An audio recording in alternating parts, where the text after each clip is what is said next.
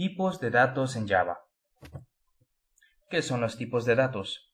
Cuando hablemos de tipos de datos, podemos pensar que son palabras reservadas que nos dicen con qué tipo de información estamos trabajando. Cuando extraemos los datos relevantes de un objeto, o sea, cuando extraemos sus características o sus propiedades y sus comportamientos, esta información se puede expresar de diferente manera. Por ejemplo, puede venir en forma de texto, en números, como por ejemplo reales o enteros. ¿Verdad? Reales son aquellos que tienen el punto decimal.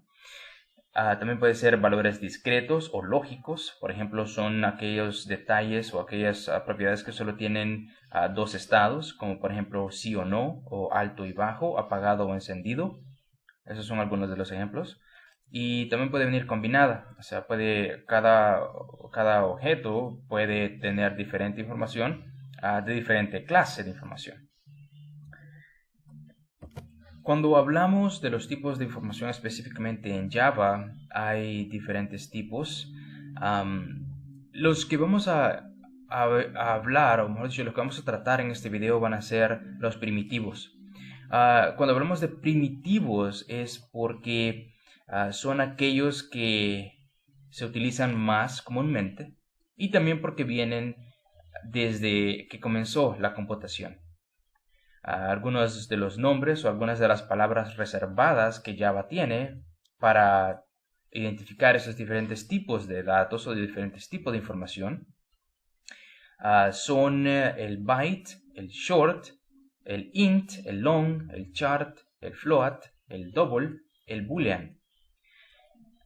Cuando queremos tratar con números enteros, podemos tratar con el byte, el short, el int o el long. Ya vamos a hablar más en qué son diferentes esos diferentes tipos.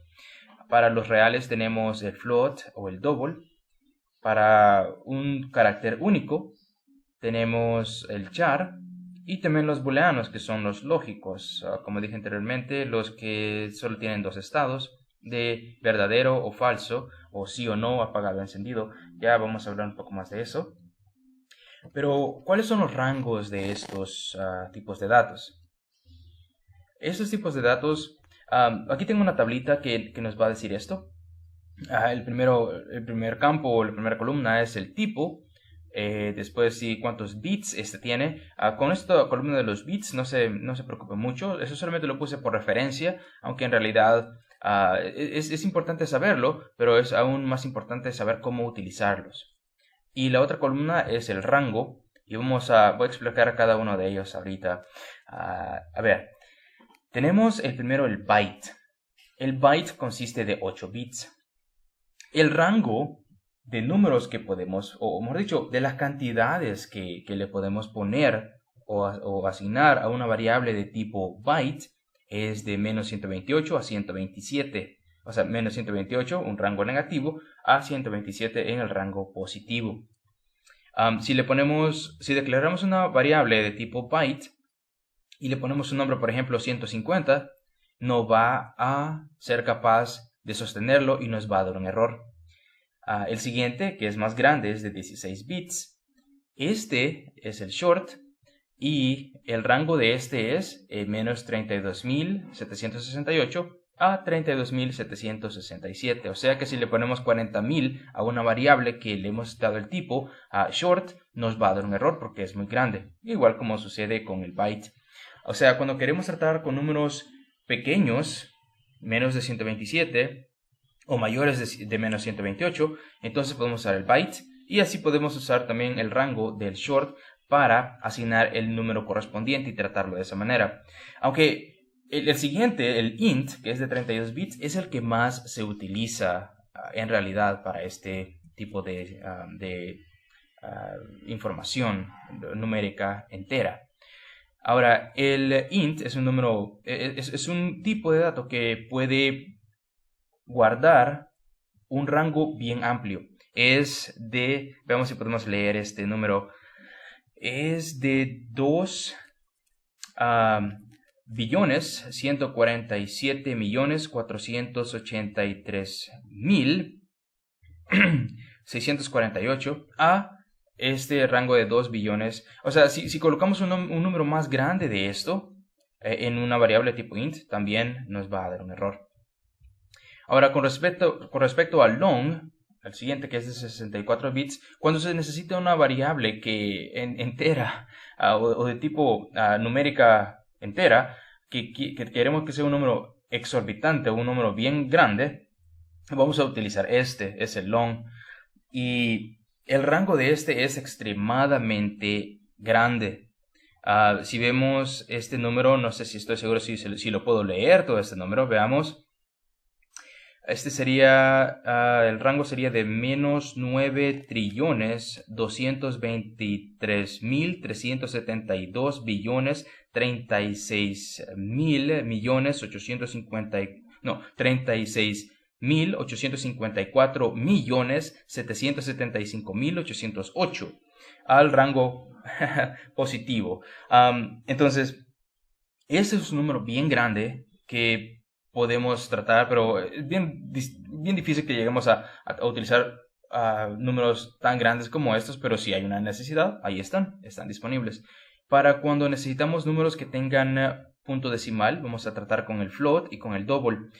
La diferencia entre estos dos es el rango de números que se pueden guardar después del punto decimal. Si vemos, el rango del float es de 1.4 a la menos a la 10 por menos, al exponente menos 45.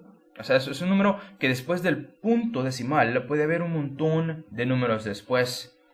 Igual para el double, que tiene una precisión mayor. En vez de solo 45, tiene 324. Como podemos ver después de la e, que es el exponente. Ese es un número que tiene mucha precisión. Y hoy en día, aunque este es más grande, hoy en día los procesadores pueden tratar o trabajar con el double aún más eficientemente que con el float, porque han sido optimizados para tratar con el double en vez del float. Pero ahí está el gusto del programador, dependiendo qué tanta precisión se requiera. Cuando hablamos de tipo chart, este tiene un rango de 0 a 65.536.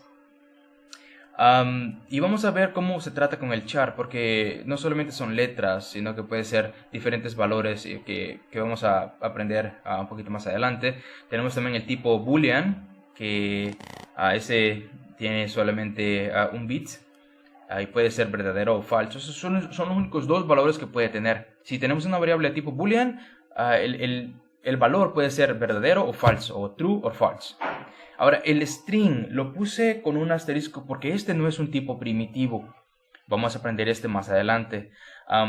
Bueno, vamos a tratar de eso en los próximos ejercicios que vamos a hacer en el próximo video, pero el string es un caso especial y todo el valor de una variable de tipo string o cadena va a ir dentro de comillas dobles. Muy bien, vamos a dejar este video hasta acá. En el próximo video vamos a hacer una clase y vamos a hacer un par de objetos y vamos a comenzar a trabajar con estos diferentes tipos de datos que hemos aprendido ahora. Gracias, buen día.